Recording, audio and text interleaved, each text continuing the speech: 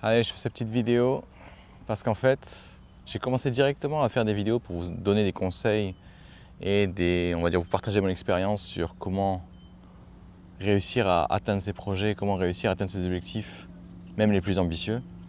Et j'ai complètement oublié en fait de me présenter. La raison est assez simple, en fait, je m'en fous un peu de qui me parle.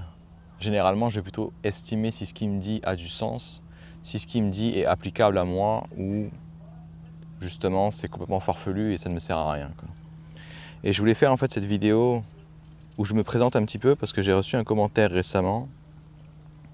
Et ce commentaire en fait c'était sur une vidéo où je disais aux gens, quand il vous arrive un problème, vous pouvez soit vous dire que c'est la fin du monde, que ça va être extrêmement difficile, que le sort s'acharne sur vous ou je ne sais quoi encore, et du coup vous allez vous sentir extrêmement démotivé. Ou alors vous pouvez vous dire que c'est l'opportunité de faire quelque chose de plus grand, c'est l'opportunité, le point de départ pour faire quelque chose qui on va dire, qui vous convienne le mieux et qui justement pourrait vous apporter plus d'épanouissement.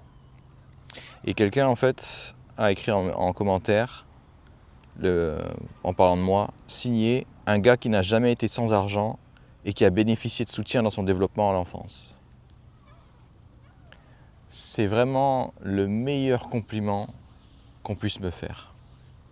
Pourquoi? Parce que la personne est à l'opposé de la réalité. Dans le sens où les 27 premières années de ma vie, je n'avais pas une thune. De 27 à 32 ans, j'étais à découvert autour de 400 € tous les mois. J'étais dans le rouge à 400 €. Tous les mois, il y avait ma banque qui m'envoyait un message automatique, un SMS automatique, qui me disait « Régularisez votre compte ou alors vous serez pénalisé ». J'ai fait toute ma scolarité, je l'ai fait en étant boursier échelon 6, c'est-à-dire l'échelon maximum à l'époque. Je ne sais pas si ça a changé depuis, mais j'étais vraiment à l'échelon maximum. J'ai en effet réussi à faire une école d'ingénieur et ça a été l'expérience la plus, on va dire, la plus évidente pour moi que être pauvre ou venir d'un milieu, on va dire, pas forcément extrêmement riche. Il y a beaucoup de lacunes. Et il y a des lacunes justement qu'on se trimballe, notamment la personne qui m'a envoyé ce message se trimballe la même. C'est qu'on a tendance à se dire, à s'interdire des choses juste parce qu'on ne vient pas du bon milieu. Je compte plus le nombre d'activités en fait que je n'ai pas faites, juste parce que je me disais, ah ouais mais moi j'ai pas une thune, j'ai pas le droit de faire ce genre de truc. Ah ouais mais moi je suis pauvre, j'ai pas le droit d'aller faire je sais pas quoi encore. Et ça a été évident pour moi en fait quand je suis arrivé en école d'ingénieur et je voyais des gens qui n'étaient pas du tout du même milieu que moi et qui avaient fait plein d'expériences par rapport à moi. Et dans ma tête, à chaque fois, je me disais, ah ouais, mais moi, j'ai pas fait ça, mais parce que j'avais pas d'argent. Et très souvent, les gens me disaient, mais en fait, tu sais, même si tu n'as pas d'argent, il y a des initiatives qui font que ça peut être gratuit ou je ne sais quoi encore. Et j'en savais strictement rien. En fait, quand j'avais la mentalité du pauvre, je m'interdisais tellement de choses que j'allais même pas voir. Et en fait, c'est le même commentaire avec cette personne. C'est-à-dire que je suis en train de vous dire, dans cette vidéo sur laquelle il a commenté, que devant un obstacle, vous pouvez très bien vous dire, je décide que cet obstacle soit le point de départ de quelque chose de merveilleux, plutôt que d'être une sentence.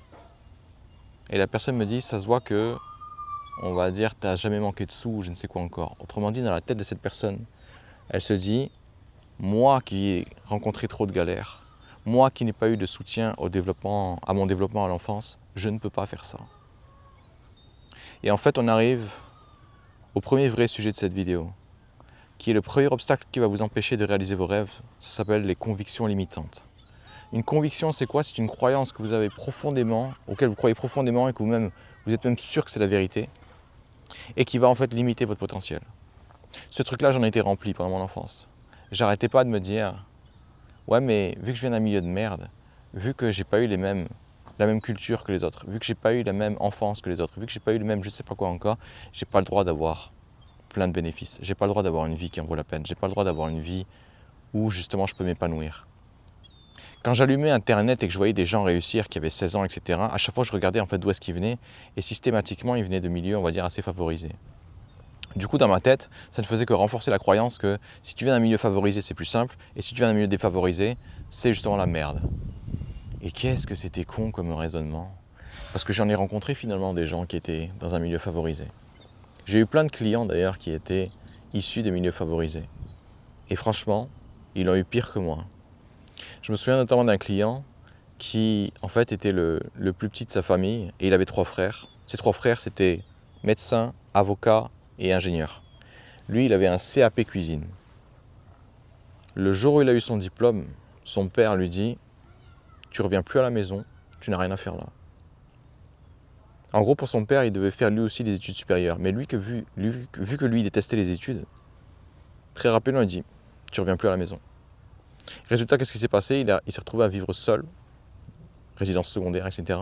Il s'est retrouvé à vivre seul, tout seul, à 18 ans, je crois, et il devait se débrouiller.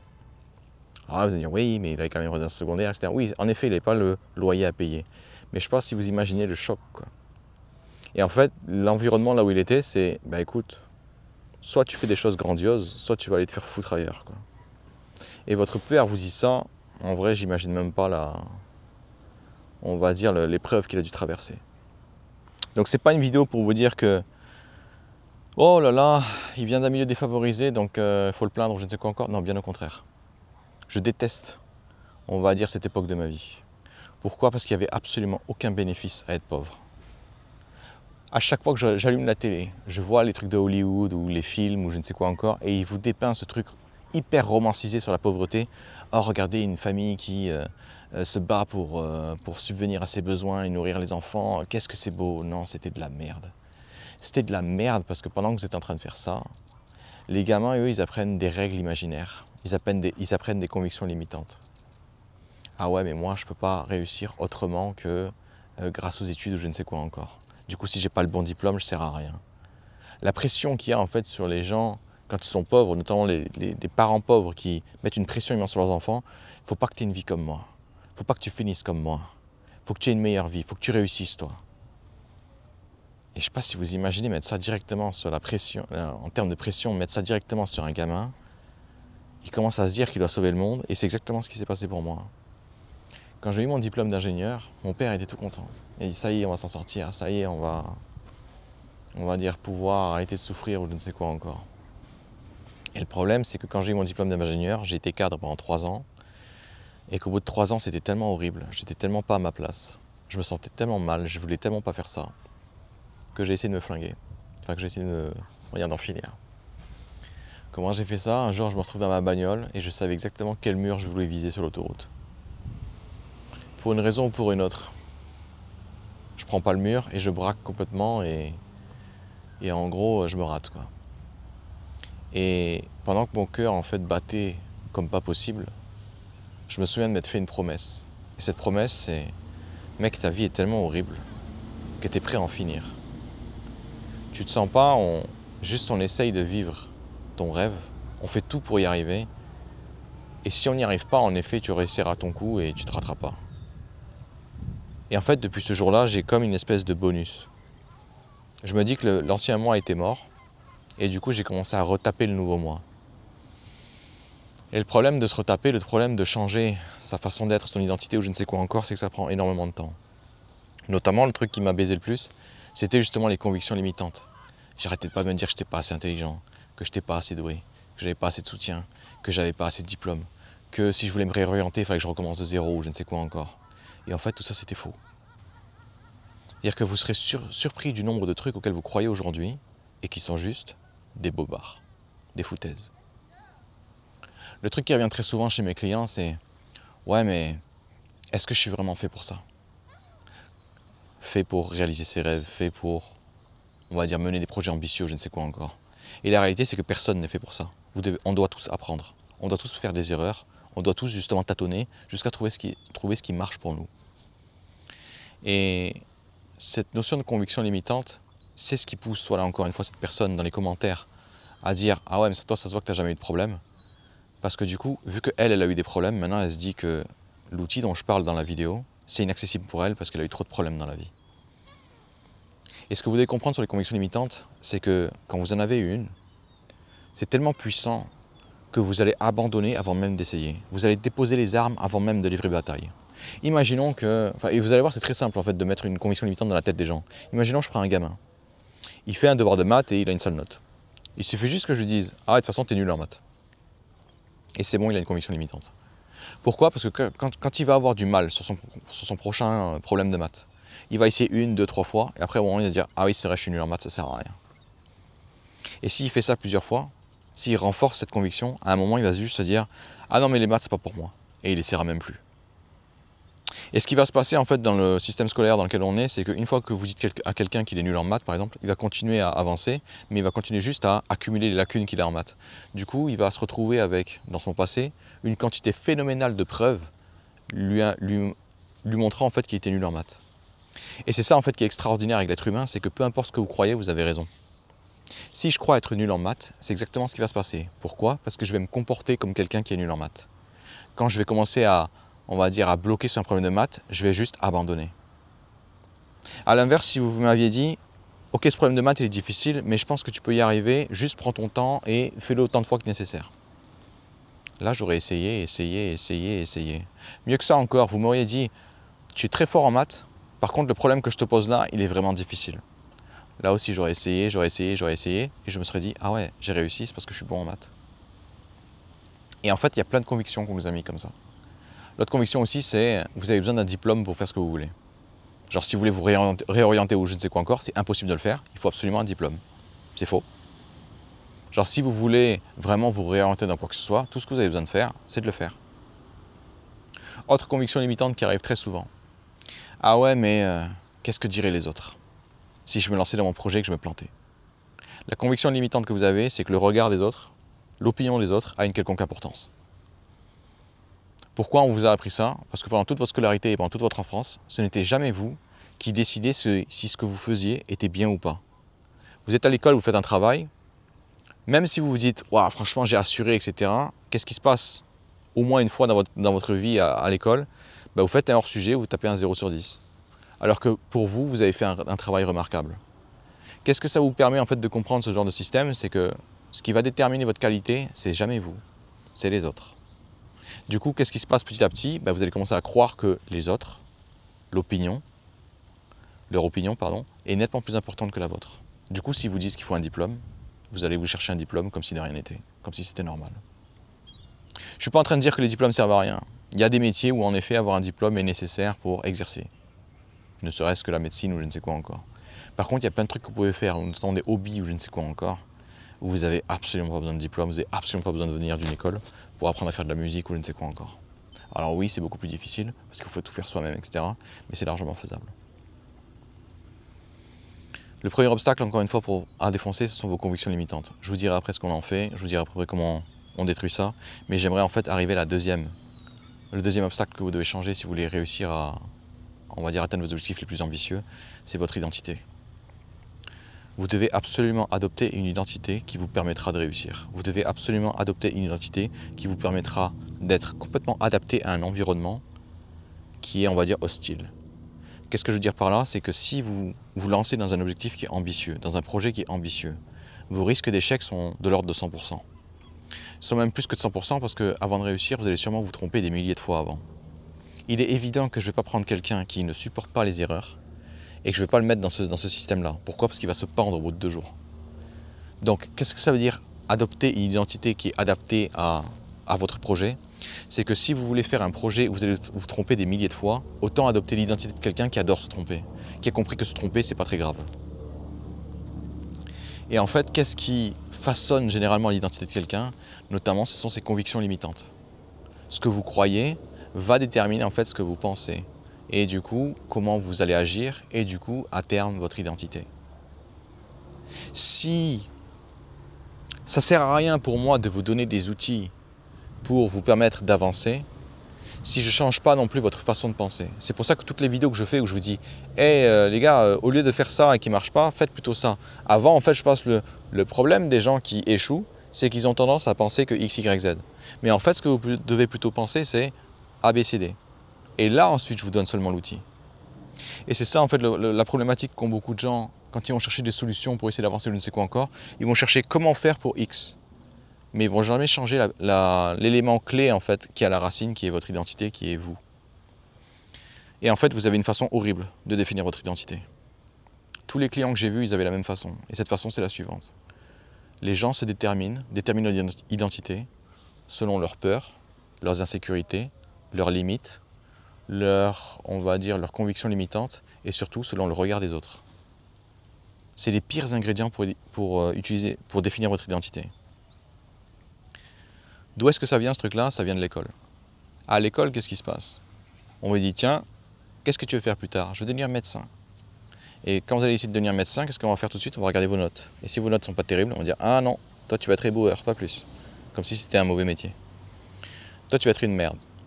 Et du coup, petit à petit, ce que ça vous apprend, ça, c'est que votre futur est déterminé par votre passé. Du coup, c'est pas déconnant, on va dire, de croire que votre identité, c'est ce qui vous a défini dans le passé. C'est le regard des autres ou je ne sais quoi encore. Mais c'est totalement faux. Si vous voulez faire des choses ambitieuses, vous devez très vite comprendre que votre identité ne se définit pas selon qui vous êtes maintenant. Elle n'est pas non plus définie selon vos peurs, vos insécurités, vos limites, vos croyances, convictions limitantes ou je ne sais quoi encore, et encore moins le regard des autres. Votre identité, quand vous êtes quelqu'un d'ambitieux, se définit seulement sur le futur. C'est vous en fait qui allez vous projeter dans le futur et vous dire qui est-ce que je vais être plus tard. Quel type de qualité est-ce que je veux avoir? Comment est-ce que je veux voir le monde dans le futur? Et en fait, vous allez utiliser le présent comme un terrain de jeu pour développer toutes les qualités dont vous avez besoin. Imaginons, je me dis, dans le futur, je serai le genre de type qui a absolument pas peur de faire des erreurs. Comment est-ce que je fais ça dans le présent? Je me lance dans plein de projets où je vais me viander comme pas possible. Et surtout, je vais réaliser quelque chose. C'est qu'à chaque fois que je me plante, je perds rien. Imaginons, je suis incapable de, je sais pas jouer de la flûte. Je vais essayer. Qu'est-ce qui se passe quand je vais essayer la première fois? Je ne saurais toujours pas jouer de la flûte. Donc en gros, j'ai rien perdu, je suis toujours au même point. Qu'est-ce que j'ai appris par contre à chaque fois que j'ai joué de la flûte et que j'ai essayé et que je me suis planté? J'ai appris comment ça marchait. Donc en gros, j'ai récolté de l'information. Et quand vous allez vous planter comme ça des centaines de fois par jour, vous allez vous rendre compte que se planter n'a jamais été grave. Pourquoi? Parce que ce que vous pensiez être grave, c'est finalement le regard des autres. Du coup, qu'est-ce qui va se passer dans le futur? Vous allez dire, ok, dans le futur, j'en aurai rien à foutre de ce que pensent les autres, parce que ce que pensent les autres, j'en ai rien à péter en fait. Dans le sens où leur jugement n'a de pertinence que si ils connaissaient ma vie exactement. Mais il n'y a qu'une seule personne qui connaît ma vie entièrement, c'est moi. Et du coup, je suis la seule personne à pouvoir me juger, à pouvoir déterminer ma valeur, je ne sais quoi encore. Du coup, ce que pensent les autres, j'en ai rien à péter. Comment est-ce que je fais pour concrétiser ça dès le présent? Je commence à faire plein de projets, sans rien demander aux autres. Et quand les autres me donnent leur opinion, au lieu de prendre en compte leur opinion comme si c'était une parole divine, dans ma tête, je me dirais, j'en ai rien à péter, je t'ai rien demandé. Évidemment, devant, je vais lui dire, oui, merci pour ton retour, je vais y penser. Non, j'en ai rien à péter en fait. Premier élément auquel vous devez faire gaffe, vos convictions limitantes. Vos convictions limitantes vous pousseront à rester dans la merde, vous pousseront à rester là où vous êtes, avant même d'essayer en fait. C'est ça en fait qui est très puissant dans une conviction limitante, c'est que vous allez baisser les armes avant même de livrer bataille. C'est ce que j'ai très souvent avec les clients qui me disent « j'ai des projets grandioses, mais j'ose pas les lancer parce que qu'est-ce que diraient les autres ?» Encore une fois, conviction limitante, que les autres sont importants. Deuxième élément que vous devez changer, c'est votre identité. Le gros problème que vous avez, je résume vite fait, c'est que vous définissez votre identité selon vos limites, vos peurs, vos insécurités, le regard des autres et, on va dire, votre comportement. C'est pour ça qu'on arrive au troisième point que vous devez améliorer, que vous devez retaper, si vous voulez vraiment vous donner une chance de réaliser vos projets les plus ambitieux. Votre comportement aujourd'hui doit refléter qui vous voulez être dans le futur.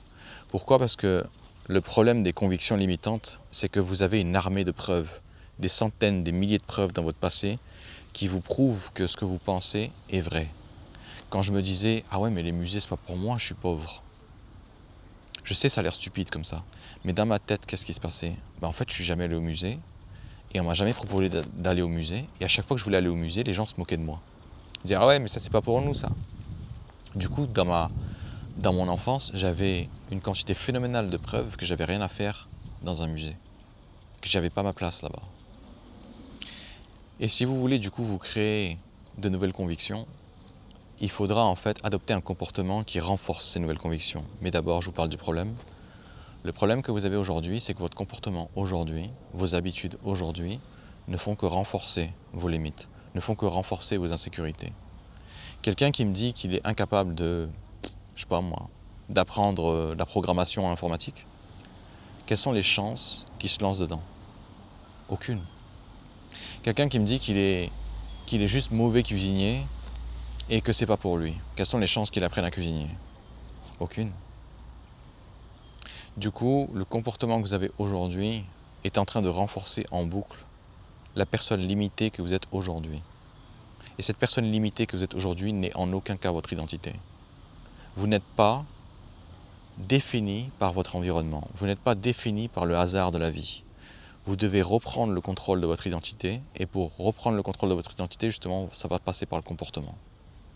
Du coup, je vais vous parler en fait du plan en 3 étapes que j'utilise à chaque fois avec les clients que j'ai pour leur permettre justement de maximiser leur potentiel et de se lancer dans les projets qu'ils veulent. Le premier exercice que je vous propose, c'est de prendre une feuille, de la séparer en 2 colonnes. À gauche, vous mettez conviction limitante. À droite, vous mettez conviction aidante. Sur ce document, enfin du moins à gauche, vous allez marquer toutes les croyances que vous avez, que vous êtes sûr qu'ils sont vraies. Je ne suis pas en train de les fracasser pour l'instant. Je veux juste que vous mettez toutes les croyances que vous avez sur comment le monde fonctionne, sur qui vous êtes ou je ne sais quoi encore, mais qui vous limitent. Je suis nul en maths, je suis débile, je ne suis pas intelligent, je fais trop d'erreurs, je suis maladroit, le regard des autres ça compte énormément. Ma mère m'a dit que j'arriverai jamais à faire X, Y, Z. Vous mettez tous les trucs de merde auxquels vous croyez et qui vous limitent. À droite, une fois que vous avez fini à gauche, à droite, vous mettez toutes les convictions que vous devriez avoir sur ces différents points si vous voulez justement devenir la personne que vous serez dans le futur. Pour définir cette personne dans le futur, répondez à la question suivante. Quel est votre objectif rêvé? C'est quoi un objectif rêvé? En gros, c'est ce que vous pourriez faire dans le futur. Vous imaginez que tout est possible, qu'est-ce que vous feriez et pourquoi est-ce que vous adoriez ça? C'est ça votre objectif rêvé. En gros, il n'y a pas de limite. Et bizarrement, à chaque fois que je pose cette question, même quand je demande à quelqu'un quel est son rêve, il arrive à me filer un lot de consolation ou le rêve d'un autre. Typiquement, qu'est-ce que ça veut dire? Quand je demande à quelqu'un, ok, c'est quoi ton rêve? Il va commencer à me balancer un truc qui ne vient absolument pas de lui, mais c'est juste que c'est ce que son entourage l'autorise à faire. Ou alors pire encore, il va me filer le rêve, mais de quelqu'un d'autre. Je sais pas, ça arrive très souvent avec les gens qui sont jeunes. Ben, j'aimerais bien devenir ingénieur, etc. Je vais, ok, pourquoi tu veux devenir ingénieur? Ben, en fait, c'est pas vraiment pour moi, c'est mon père qui veut que machin. Ok. Quel est votre objectif rêvé? J'en ai rien à foutre de votre consolation de merde. J'en ai rien à foutre de ce que les autres pensent que vous devriez faire, je ne sais quoi encore. Qu'ils aillent baiser leur mort. Moi, ce qui m'intéresse, c'est qu'est-ce que vous voulez faire. Si, quand vous vous dites, ok, ça y est, j'ai trouvé, et que vous vous dites après, ah ouais, mais merde, je peux pas l'écrire sur un bout de papier parce que si quelqu'un le voit, il va se moquer de moi. Déjà, on chauffe. Déjà, on chauffe sur votre véritable rêve. Et si en effet c'est trop dur de l'écrire, essayez au moins de le dire devant un miroir ou je ne sais quoi encore. Le but de l'exercice, c'est juste de le manifester, de le rendre concret, de le rendre réel. Pourquoi? Parce que tout ce qui reste dans votre tête, ça reste dans votre tête. Alors que si vous avez marqué sur un bout de papier, mon rêve c'est de X, Y, Z, oui en effet vous aurez honte quand vous allez le marquer. Oui en effet il se peut que vous vous dites, ah ouais mais là franchement la marche est tellement haute ou je ne sais quoi encore. Vous inquiétez pas, le but c'est pas d'y arriver en un coup. Le but c'est déjà d'identifier en fait dans quelle direction vous voulez aller. Autre problématique que vous allez avoir lorsque vous allez identifier votre rêve. Certains ont tellement pas l'habitude, qu'ils vont, au lieu de me donner un rêve, ils vont juste me donner une marche pour atteindre ce rêve. Par exemple, il y a plein de gens qui vont me dire, ah ouais, du coup, je veux devenir millionnaire. Et là, la question que je leur dis, c'est, ok, en quoi c'est génial d'être millionnaire? Bah, parce que j'aurai de l'argent. Je fais, ouais, cool. Et alors? Bah, je pourrais faire tout ce que je veux. Ok, donc ça, c'est ça que tu veux? Est-ce que tu veux vraiment faire tout ce que tu veux? Vous voyez, parce que si je me dis, je veux faire tout ce que je veux sans m'inquiéter, ça, c'est un objectif. Être millionnaire, c'est juste le moyen pour pas s'en inquiéter. Pour faire tout ce qu'on veut sans s'inquiéter. Mais être millionnaire, c'est pas un objectif. Pourquoi? Parce qu'à la seconde où l'argent devient l'objectif, ben en fait, vous en avez jamais assez. C'est pour ça qu'il y a des gens aujourd'hui dans ce monde qui se disent, ah ouais, mais moi, c'est quoi ton but? Ah, je veux devenir multimillionnaire. Puis dès qu'ils le sont, ah, multimilliardaire. Et puis en fait, ils s'arrêtent jamais. Non, nous, ce qu'on veut vraiment, c'est quoi le but? Et les gens qui vont devenir multimillionnaires, multimilliardaires, je ne sais quoi encore, leur but, ça va être, bah en fait, je veux être connu de tout le monde, je veux qu'on me respecte, je veux qu'on je sais pas quoi encore. Et moi, ce qu'il me faut justement, c'est votre objectif. C'est pas le moyen que vous allez utiliser pour l'avoir. Quand quelqu'un va me dire, je veux devenir digital nomade ou je ne sais quoi encore, vous savez, c'est les mecs qui peuvent bosser mais n'importe où. La question que je vais leur poser, c'est, ok, mais c'est quoi le but? Imaginons que tu y arrives, pourquoi ce serait trop bien? Ah bah je serais libre, je pourrais voyager. Ok, donc ton but c'est de pouvoir être libre géographiquement. Tu veux pouvoir aller n'importe où. Ensuite, comment tu vas le faire? Ça, on s'en tape. Nous, justement, c'est ce qu'on veut. On va dire que vous identifiez. Quel est mon véritable but? Après, si ce véritable but, vous savez déjà comment vous voulez l'atteindre, n'hésitez pas à mettre aussi le comment. Comment vous allez faire. Moi, par exemple, mon comment aujourd'hui, c'est quoi? C'est aider un maximum de monde à atteindre leurs objectifs. Mais mon véritable but, c'est pas ça. Mon véritable but, c'est permettre aux gens d'arrêter de souffrir inutilement. Pourquoi? Parce que toute cette phase où j'étais dans la pauvreté et où j'étais rempli de convictions limitantes, où je m'interdisais je ne sais pas quoi encore, en termes de souffrance, j'étais au maximum. J'étais juste au maximum. Je ne sais même pas comment j'ai fait pour attendre si longtemps avant d'essayer de me flinguer. Et du coup, depuis ce jour-là, je me suis juré que je ferai en sorte, je ferai tout ce que je peux pour permettre à d'autres gens d'éviter la souffrance que j'ai ressentie.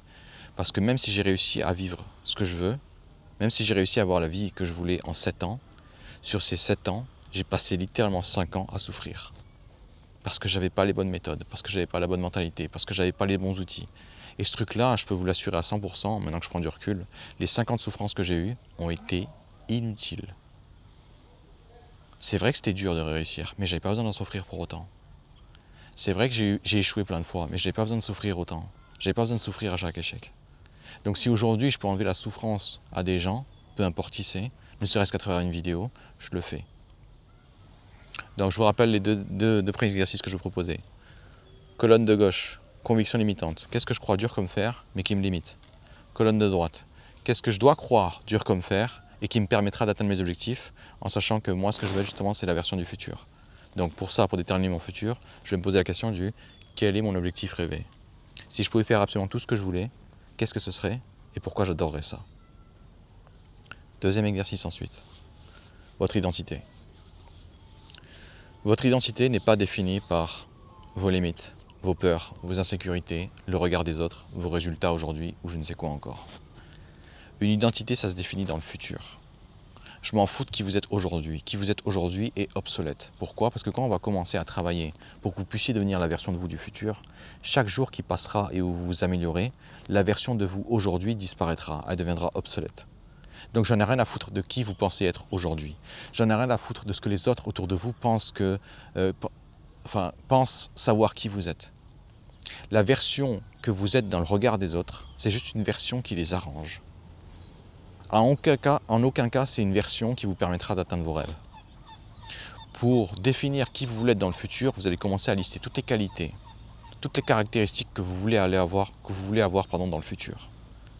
Je veux plus souffrir. Je veux kiffer la vie, peu importe ce qui se passe. Je veux savoir rebondir de toutes les difficultés. Je ne veux pas avoir peur de me tromper. Je ne veux pas avoir peur du regard des autres. Je ne veux même en avoir absolument rien à foutre. Vous mettez tout ce qui vous fait rêver pour la future version de vous. Une fois que vous avez cette future version de vous, vous regardez si, au niveau des convictions aidantes, tout est compatible. Par exemple, si vous marquez dans la future version de moi, l'identité que je suis réellement, la personne que je suis réellement, n'a absolument pas peur d'échouer. Du coup, vous allez regarder dans vos convictions si vous n'aurez pas encore laissé un truc du genre, une conviction limitante du genre, faire des erreurs trop souvent, c'est mal. Ou c'est être une merde ou je ne sais quoi encore. Normalement, il devrait y avoir une conviction aidante qui dit, faire des erreurs me permet d'apprendre et c'est comme ça que je peux évoluer jusqu'à atteindre mes objectifs. Voilà, là vous allez commencer à faire ce travail et vous allez commencer à regarder si toutes vos croyances aidantes sont adaptées à l'identité que vous allez avoir plus tard. S'il manque des choses, rajoutez-les. Genre si vous manque des convictions aidantes, ajoutez-les. Troisième étape, et c'est la plus importante en fait, c'est que vous devez absolument vous comporter dès aujourd'hui de façon à ce que cette nouvelle version de vous, cette nouvelle identité de vous, commence à se rapprocher de vous. Qu'est-ce que je veux dire par là? Si je me dis que dans le futur, je veux être une personne qui n'a plus peur de faire des erreurs, qu'est-ce que je dois faire aujourd'hui? Faire des erreurs. Faire des erreurs et me rendre compte que c'est pas grave. Lancez-vous dans des projets que vous n'avez pas envie de lancer. Lancez-vous dans des projets qui vous font peur. Ensuite, allez vous planter. Je ne vous demande même pas de réussir, je vous demande d'aller vous planter. C'est beaucoup plus facile. Comment est-ce qu'on fait pour se planter dans un projet? C'est simple, on essaie de le faire. Sauf qu'on se rend compte qu'on n'a absolument aucune idée de ce qu'on fait et donc forcément on est condamné à se planter. Allez vous planter, rendez-vous compte que vous n'avez rien perdu. J'ai le projet de vivre sur un bateau à voile pendant 6 mois par an. Ok, imaginons je me dis ça. J'essaie de le faire, je me plante. Pourquoi? Je me dis, ah merde, j'ai pas assez de préparation, je tiendrai jamais une semaine. Ok, je me suis planté. Qu'est-ce que j'ai perdu? Littéralement rien. Je suis toujours un trou du cul qui sait toujours pas comment on fait pour vivre sur un voilier 6 mois par an. Qu'est-ce que j'ai appris par contre? Je sais pas gérer mes rations, je sais pas gérer mon ravitaillement, je sais pas gérer mes ressources. Ok, je vais faire un pas de plus. Qu'est-ce qui va se passer ensuite, deuxième essai? Je vais y aller, ah ça y est, j'ai assez de ressources, j'ai assez de rations, je peux tenir une semaine. Et puis après, je suis sur mon voilier, je suis à la mer, 3 jours plus tard, et je me dis, putain, on se fait chier quand même. Et là, j'ai pas appris à, on va dire, profiter de l'environnement, j'ai pas appris à profiter de moi-même, j'ai pas appris à être heureux, à être seul avec moi-même. J'ai juste appris à, on va dire, me divertir en boucle quand je suis à la maison. Ok? J'ai appris encore quelque chose. Est-ce que j'ai perdu quelque chose? Absolument pas. Je suis toujours un trou du cul qui ne sait pas vivre sur un voilier 6 mois par an. Donc, en gros, ce qui va se passer, c'est que vous allez sans cesse imaginer les qualités du futur que vous voulez avoir et vous allez vous demander comment est-ce que je peux concrétiser ça dès le présent. Comment est-ce que je peux développer cette qualité dès le présent? Et vous prenez autant de qualités que vous voulez ou que vous pensez pouvoir gérer. Le but n'est même pas que vous réussissiez. Pourquoi? Parce que vous devez encore une fois vous séparer du besoin de faire les choses correctement dès le début. Ça, c'est quelque chose qui va vous massacrer. Si vous faites n'importe quoi d'ambitieux, les chances que vous réussissiez dès le début sont minimes. Elles sont proches de zéro. Donc vous devez vraiment vous séparer de ce truc. Imaginons, je me dis aussi dans le futur, je veux faire en sorte que le regard des autres, j'en ai strictement rien à foutre. Qu'est-ce que je fais aujourd'hui? Je fais des trucs qui me font plaisir moi, sans demander l'opinion de qui que ce soit. Et quand quelqu'un me demandera « Ah, tu fais quoi là? Ah, je suis en train de faire ça, j'ai découvert ça, ça me fait plaisir. » Si la personne me soutient, je prends. Par contre, si la personne commence à me critiquer, « Ah ouais, je pensais vraiment pas que tu ferais ça, je trouve ça quand même, je sais pas moi, hyper superficiel. » Je dis n'importe quoi. À ce moment-là, au lieu de prendre son commentaire comme si c'était de la parole divine, commencez à remettre ça à sa place. Tiens, la personne me donne son opinion, mais je ne l'ai pas demandé. Ok, j'en ai rien à foutre. Ok, je comprends, ouais, merci. Merci pour ton retour, à plus. Et merci pour ton retour, c'est la version polie de j'en ai rien à foutre. Si vous arrivez justement chaque jour à faire des pas en avant vers qui vous êtes dans le futur, je peux vous assurer que justement vos chances de réussir, vos chances de, on va dire, atteindre vos objectifs les plus ambitieux augmentent drastiquement. Et pour y arriver, justement, vous devez vous séparer. Vous ne devez pas rajouter des choses, vous devez vous séparer de toute la merde avec laquelle vous vous baladez aujourd'hui et qui vous tire vers le fond sans cesse. Je reviens vite fait sur ce commentaire. Dans l'histoire, enfin dans la vidéo que j'avais faite, je vous avais dit, je peux soit faire d'un événement quelque chose d'horrible et du coup m'apitoyer sur mon sort, ou alors je peux faire de cet événement quelque chose de merveilleux, quelque chose de profond pour moi, quelque chose qui me permettra d'atteindre mes objectifs. Et ce qui est bien en fait avec cette méthode, c'est que c'est moi qui décide. J'ai bien compris que la personne en fait était en train de se moquer de moi, en train de me dire « Bro, t'as eu aucun problème dans ta vie, juste garde tes conseils pour toi. » Et je peux prendre ça comme une moquerie et j'aurais pu faire une vidéo où je me fous juste de sa gueule, quoi. Sauf que quel est l'intérêt? Quel est l'intérêt?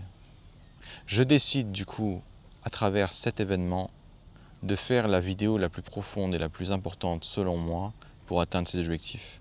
Et il est évident que pour atteindre vos objectifs, si vous avez l'identité d'un aventurier par exemple, c'est infiniment plus simple que si vous avez l'identité de quelqu'un qui est apeuré, qui est terrifié à l'idée de sortir des sentiers battus, qui est assailli par le regard des autres et qui, on va dire, ne supporte même plus le jugement des autres quand il fait n'importe quelle action.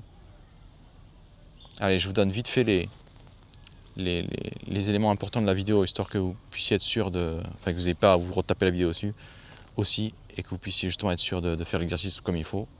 Donc déjà, au départ, il y a 3 problèmes. La première, c'est les convictions limitantes. Quand vous avez une conviction limitante, vous êtes persuadé de quelque chose, au point où vous allez juste déposer les armes avant d'essayer. Par exemple, moi, j'étais tellement convaincu que, parce que j'étais pauvre, je n'avais pas le droit de faire certaines activités, que j'ai même pas essayé de les faire. Du coup, ces convictions limitantes, on veut les détruire en mettant à côté des convictions aidantes. Et les convictions aidantes peuvent ressembler à peu importe d'où je viens, peu importe qui je suis, je peux faire tout ce que je veux. Peu importe ce que les gens pensent de moi, je peux faire ce que je veux. Je n'ai pas besoin de leur autorisation. Deuxième élément ensuite qu'on a retapé, c'est l'identité. Trop souvent, les gens qui ont du mal à se lancer dans des projets ambitieux ont une façon de définir leur identité qui est extrêmement toxique. Ils vont définir leur identité selon leurs limites, leurs craintes, leur insécurité, le regard des autres, leurs résultats aujourd'hui ou dans le passé, etc. Tous ces trucs-là, c'est de la merde. Votre identité se définit vous-même et uniquement quand vous allez penser à votre futur. Qu'est-ce que vous voulez faire dans le futur? Et du coup, qui vous devez être pour que ça arrive? Listez ensuite les caractéristiques, vos qualités que vous aurez dans le futur. Et ensuite, justement, ça vous permettra de vous dire, troisième étape, comment est-ce que je dois me comporter aujourd'hui pour développer ces qualités maintenant? Pas forcément les avoir tout de suite, mais commencer à les développer pour que dans le futur, justement, ça se réalise. il est infiniment plus simple pour vous d'être cette personne dans le futur qui sera aventurière, qui n'aura pas froid aux yeux, je ne sais quoi encore, si dès aujourd'hui, vous vous entraînez à le faire. Allez, bon courage à vous et amusez-vous bien.